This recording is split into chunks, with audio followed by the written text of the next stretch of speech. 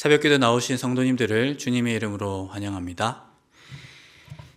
그런즉 너희는 먼저 그의 나라와 그의 의를 구하라.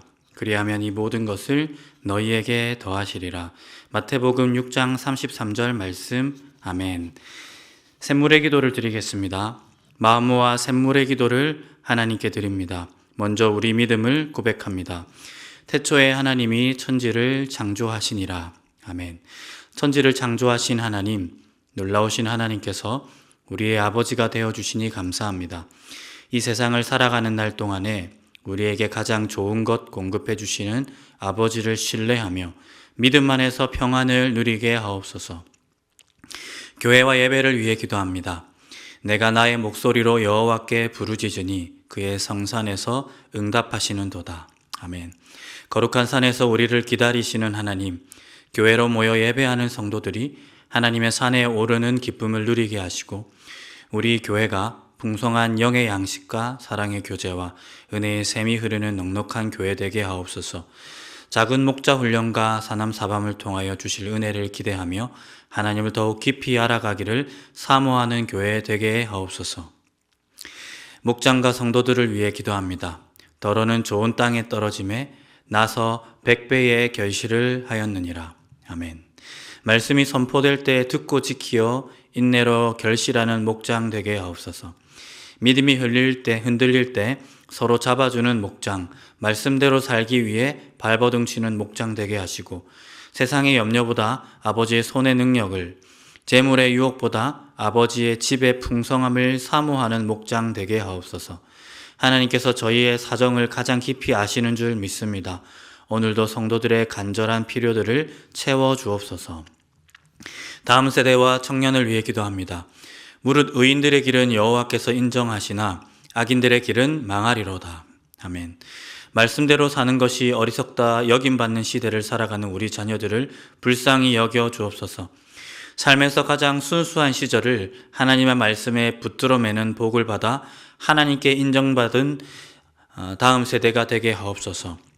더 넓은 세상으로 발을 내딛는 청년들의 마음을 붙드사 오직 하나님의 말씀에 따라 선악을 분별하여 복받는 길로만 걸어가는 청년 되게 하옵소서. 나라와 선교를 위해 기도합니다. 이는 내 생각이 너희의 생각과 다르며 내 길은 너희의 길과 다름이니라. 아멘. 역사의 주인이신 하나님, 저희가 헤아릴 수 없는 지혜로 온 세계를 친히 다스리시는 하나님을 찬양합니다. 선량한 시민들의 삶이 보호받으며 성실한 수고가 보상받는 평안한 우리나라 되게 하옵소서. 세계 곳곳에서 주님의 복음 전하는 선교사들이 말씀의 능력을 경험하게 하시며 선교사들로 말미암아 그 땅이 복을 받게 하옵소서. 오늘도 우리 기도에 귀 기울여 주시는 좋으신 하나님을 찬양합니다. 예수님의 이름으로 기도합니다. 아멘. 우리가 볼 하나님의 말씀은 누가복음 19장 28절부터 44절까지 말씀입니다. 우리 한 절씩 교독하겠습니다. 예수께서 이 말씀을 하시고 예루살렘을 향하여 앞서서 가시더라. 감람원이라 불리는 산 쪽에 있는 벳바게와 베다니에 가까이 가셨을 때에 제자 중 둘을 보내시며 이르시되 너희는 맞은편 마을로 가라. 그리로 들어가면 아직 아무도 타보지 않은 나귀 새끼가 매여 있는 것을 보리니 풀어 끌고 오라. 만일 누가 너희에게 어찌하여 푸느냐 묻거든 말하기를 주가 쓰시겠다 하라 하시매 보내심을 받은 자들이 가서 그 말씀하신 대로 만난지라. 나귀 새끼를 풀 때에 그 임자들이 이르되 어찌하여 나귀 새끼를 푸느냐 대답하되 주께서 쓰시겠다 하고 그것을 예수께로 끌고 와서 자기들의 겉옷을 나귀 새끼 위에 걸쳐놓고 예수를 태우니 가실 때에 그들이 자기의 겉옷을 길에 펴더라. 이미 감람산 내리막길에 가까이 오심에 제자의 온 무리가 자기들이 본 바 모든 능한 일로 인하여 기뻐하며 큰 소리로 하나님을 찬양하여 이르되 찬송하리로다. 주의 이름으로 오시는 왕이여 하늘에는 평화요 가장 높은 곳에는 영광이로다 하니 무리 중 어떤 바리새인들이 말하되 선생이여 당신의 제자들을 책망하소서 하거늘 대답하여 이르시되 내가 너희에게 말하노니 만일 이 사람들이 침묵하면 돌들이 소리 지르리라 하시니라. 가까이 오사 성을 보시고 우시며 이르시되 너도 오늘 평화에 관한 일을 알았더라면 좋을 뻔하였거니와 지금 내 눈에 숨겨졌도다. 날이 이를지라 내 원수들이 토둔을 쌓고 너를 불러 사면으로 가두고 또 너와 및 그 가운데 있는 내 자식들을 땅에 메어치며 돌 하나도 돌 위에 남기지 아니하리니 이는 네가 보살핌 받는 날을 알지 못함을 인함이니라. 아멘. 오늘 읽은 말씀을 중심으로 우리가 걸어야 할 길이라는 제목으로 하나님 말씀 전하도록 하겠습니다. 사랑하는 성도 여러분, 우리의 삶은 두 가지로 나누어질 수 있다고 생각합니다. 하나는 하고 싶은 일을 하는 삶과 해야 할 일을 하는 삶, 그 두 부분으로 나누어진다고 할 수 있겠습니다. 하고 싶은 일을 하는 삶은 상황과 감정에 휘둘립니다. 하지만 해야 할 일을 하는 삶은 안정감이 있습니다. 사명에 지배받기 때문입니다. 불안정하지 않고 묵묵하게 자기의 일을 하는 사람, 그 사람이 사명의 길을 걸어가는 사람입니다. 오늘 본문에 보면 그 삶의 전형이 나오고 있습니다. 우리 주 예수 그리스도이십니다.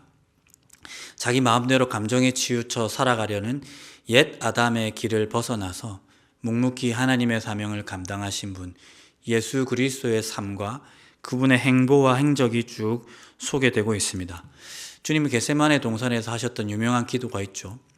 아버지여, 할 수만 있다면 이 잔을 내게서 지나가게 하옵소서. 그러나 자기의 원대로 하지 마시고 아버지의 원대로 되기를 원합니다. 이렇게 할 수 있고 하고 싶은 길을 내려놓고 마땅히 간구해야 될 기도를 하고 그 길을, 하나님의 뜻에 부합하는 그 길을 향해 걸어갔던 그 사명자의 전형이 우리 주 예수님이라고 할 수 있겠습니다. 몰아치는 상황과 북받치는 감정의 소용돌이를 잠재우시고 마땅히 가야 할 길을 묵묵히 걸어가신 그분을 우리가 뒤따르는 삶의 길을 간절히 소망합니다.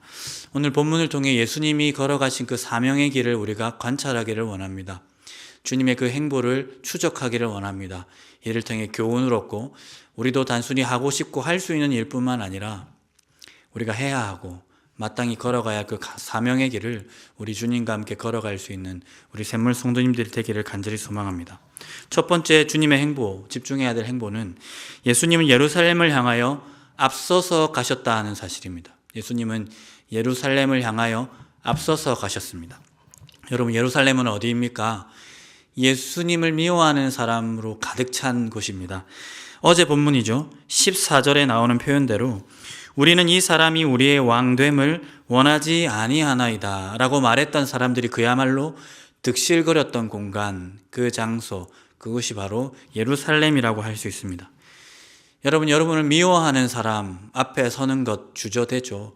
한 사람이라도 나를 미워하면 그 사람이 한 사람일지라도 그 사람 앞에 서는 일이 쉽지 않습니다. 그러나 예수님은 그러한 사람들로 자욱한 예루살렘을 향하여 거침없이 앞서서 가고 있는 모습을 보여주고 있습니다. 우리 같았으면 어떻게 했을까요? 우리가 예수님의 상황이라면 어떻게 했을까요? 아마 조금씩 걸음을 늦추고 아주 미세하게 방향을 틀었을 겁니다. 그래서 고민을 하기 시작하겠죠. 생각이 깊어지는 순간입니다. 다른 방법이 없을까? 그리고 지금 가지 말아야 될 이유는 무엇일까? 결과적으로 어떻게 됩니까? 오늘 가지 않고 내일도 가지 않고 미루더니 이내 가지 않게 되는 결과를 마주할 겁니다. 아주 넉넉하게 말이죠. 우리 자신을 속이면서 말입니다. 그리고 누군가에게 소개할 때, 아니 그 누군가가 왜 안 갔어? 왜 예루살렘으로 안 갔어? 하면 어떻게 했을까요? 우리는 안 간 게 아니라 못 갔어. 이런 이유가 있어서 난 가지 못했어. 어쩔 수 없었어. 라고 연기까지 할 수 있는 존재가 바로 우리 자신입니다. 사는 대로 생각하지 않고 생각한 대로 사는 것, 그것이 얼마나 힘든 일인지 우리의 일상의 삶을 통해서 알 수 있는 것입니다.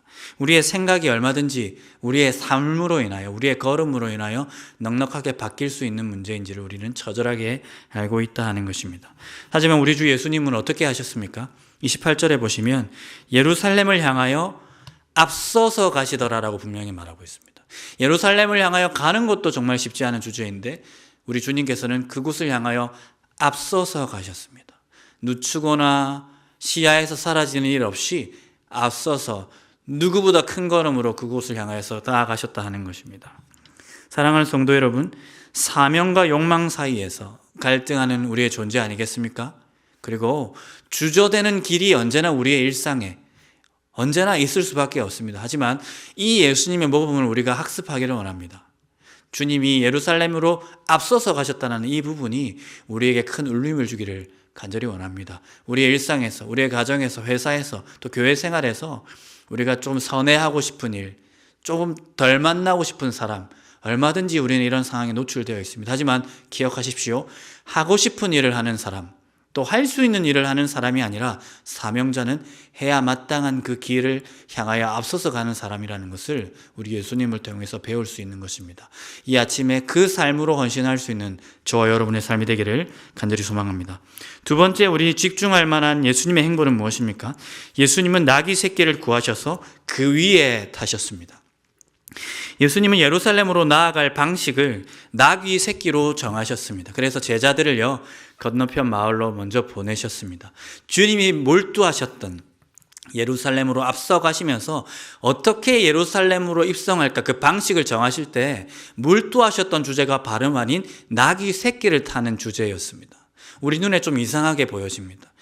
이게 왜 이렇게 집중할 일인가? 예수님 왜 이런 일에 집중하셨을까 하는 것입니다. 결국 주님께서는 우리 입장에 보잘것없는 이 요소에 집중하시면서 자기의 신적 권위까지 드러내셨습니다. 나귀 새끼의 주인을 만나자 그 주인이 예수님이 말씀하신 대로 물어왔습니다. 그때 예수님께서 제자들에게 주신 그 말씀, 주께서 쓰시겠다 하자 주인이 납득하고 나귀 새끼를 내어줍니다. 결과적으로 어떻게 되었습니까? 주님은 그렇게 나귀를 타셨습니다. 나귀 새끼를 타셨습니다. 그 누구도 타지 않은 나귀 새끼에 올라타서 예루살렘에 입성하는 모습을 본문이 우리에게 보여주고 있습니다.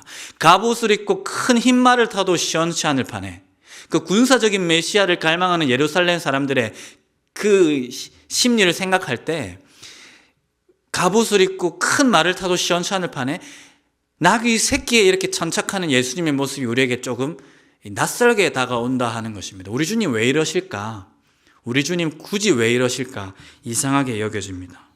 하고 싶고 또 할 수 있는 일을 가기보다 우리 주님은 이 부분에 있어서도 예루살렘에 입성할 방식을 정함에 있어서도 해야 마땅한 사명의 길을 걸어가고 있다는 것을 우리가 기억할 필요가 있습니다. 다름 아닌 하나님의 말씀을 성취하기 위해서였습니다.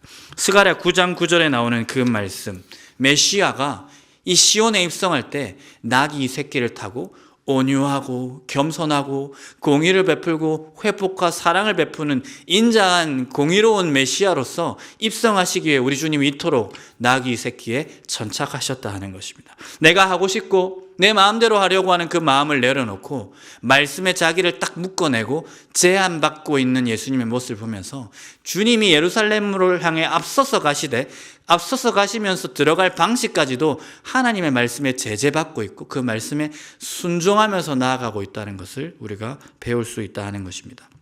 사랑하는 성도 여러분, 우리는 우리 자신이 엄청나게 많은 권리를 가진 사람이라고 착각합니다. 그래서 나 정도면 이렇게 해도 돼 라고 자기에게 엄청 후하게 자기 자신을 여길 때가 너무나도 많습니다. 그래서 난 이 정도 누릴 만해. 그래서 말씀이 허용하는 것을 넘어서 우리가 쾌락을 추구하고 욕망을 추구하고 높은 곳으로 갈 때가 너무나도 많습니다. 하지만 주님 보십시오. 권리뿐만 아니라 권위자였습니다. 하나님의 아들이었습니다. 큰 말을 타고 갑옷을 입어도 그 누구도 뭐라 할 분이 없었습니다. 하지만 주님은 말씀에 메시아를 예언한 그 말씀에 자기를 묶어 매셨습니다. 그래서 나귀에 이렇게 천착하시면서 몰두하시면서 끝내는 그 나귀 새끼를 타고 예루살렘에 입성하고 있더라는 겁니다. 하고 싶고 할 수 있는 것보다 해야 마땅한 메시아의 모습을 스스로 성취하는 우리 주님의 모습을 우리가 보고 있다는 것입니다. 우리의 삶에 울림을 주는 부분입니다. 신자로서 하나님의 말씀에 나는 이렇게 매여 있는가? 그 말씀에 순종하려고 하는가? 이 시점에서 우리 주님이 우리에게 모범을 보여주고 있다 할 수 있겠습니다.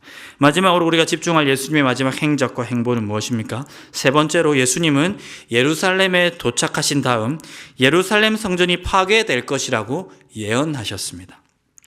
첫 번째 대지와 두 번째 대지는 우리를 통해서 우리는 예수님이 사명을 향해 앞서가셨다고 배웠습니다. 그리고 사명을 향해 앞서가시되 그 길을 정하는 방법으로 말씀에 순종하는 방식을 취하셨다고 우리가 이해하고 있습니다. 그리고 예루살렘에 끝내 도착하셨을 때 예수님은 말씀하기 시작합니다. 어떤 말을 주셨을까요? 돌 위에 돌 하나 남지 않고 돌 하나도 돌 위에 남지 아니하리라고 예루살렘 성전 파괴의 말씀을 전해주고 있습니다. 여러분, 예루살렘은 유대인들에게 각별한 공간이었습니다. 유대인들의 삶의 중심이었습니다. 그들의 일상을 지탱하는 힘과 소망이었습니다. 그렇기 때문에 이 말을 입 밖에 꺼내는 일이 매우 쉽지 않았을 것입니다. 유대인들에게 있어서 예루살렘 성전만 서 있다면 하나님이 자신의 일상의 삶, 개인적인 삶까지도 회복하실 것이다 라는 소망의 자소가 다름 아닌 예루살렘 성전이었습니다. 그런데 우리 주님은 그 예루살렘 성전에 입성하자마자 하셨던 말이 이 예루살렘의 성전의 돌이 하나도 남지 않고 다 무너지게 될 것이다. 주 AD 70년에 있었던 로마 장군 티투스를 통해서 예루살렘 성전이 완전히 박살이 나게 될 그 사건을 예언하시는 모습을 우리에게 보여주고 있더라는 것입니다. 사랑하는 성도 여러분, 우리는 누군가에게 사랑받기를 원합니다. 그래서 그 누군가가 싫어할 만한 말을 되도록 안 하려고 하는 경향성을 듭니다. 그것이 인간적인 소망입니다. 그것이 자기에게도 유익이 될 거라고 생각합니다. 그래서 입에 발린 사탕 발린 말을 할 때가 너무나도 많습니다. 주님이라고 안 그러셨겠습니까? 게다가 자기를 싫어하는 사람으로 들끓고 있는 그 예루살렘을 향하여서 돌 위에 돌 하나 남지 않고 예루살렘이 다 무너지게 될 거라고 말하기는 쉽지 않았을 겁니다. 실제로 이 말이 추후에 예수님의 십자가 처형 그 재판에 인용되면서 곤란한 불의한 재판의 증거로 활용되는 것을 우리가 보게 됩니다. 예수님 역시 하고 싶고 할 수 있는 말에 이 말을 굳이 포함시킬 필요가 없었다 하는 것입니다. 하지만 예수님은 진리를 말씀하셔야 했습니다. 자신이 하나님 안에서 말해야 했고 사명자로서 주님 자신이 선포했던 그 말씀을 함에 있어서 주저함이 없으셨습니다. 예루살렘이 들어야 했던 그 사실과 진리를 드러냄에 있어서 우리 주님은 사명자로 끝까지 살았다 하는 것입니다. 이 지점에서 우리가 우리의 말과 우리의 언행을 살펴보기를 원합니다. 예의를 갖추는 건 좋지만 사실이 아닌 내용까지 엎쳐서 그 사람의 귀에 듣기 좋은 말을 하였던 우리의 일상의 마음, 거짓된 입술을 통해서 나의 인기를 누리려고 했던 그런 욕망은 없는지 우리 자신의 말에 대해서, 우리가 내뱉는 문장에 대해서 한번 고민해 볼 필요가 있겠습니다. 한 말씀을 하시더라도 우리 주님은 사실을 말씀하셨고 진실을 말씀하셨고 진리를 말씀하셨습니다. 그래서 그 서슬퍼런 검을 흔들고 있는 예루살렘을 향하여서, 예루살렘 사람들이 듣고 있는 데서 이 예루살렘 성이 마주할 사실에 대해서 가감없이 말씀하시는 예수님 모습을 보고 있는 것입니다. 바라기는 우리 입술도 우리 주님을 닮은 입술이기를 간절히 소망합니다. 말씀을 맺겠습니다. 욕망과 사명 사이에서 사명을 걷는 우리 길을 원합니다. 첫 번째, 우리 사명의 길에 앞서서 걸어가기를 소망합니다. 두 번째, 그 길을 걸어가되 하나님의 말씀을 성취하며 순종하면서 그 길을 걸어가기를 원합니다. 그리고 나의 유익을 내려놓고 진리와 사실을 증언하는 저와 여러분의 삶이 되기를 간절히 소망합니다.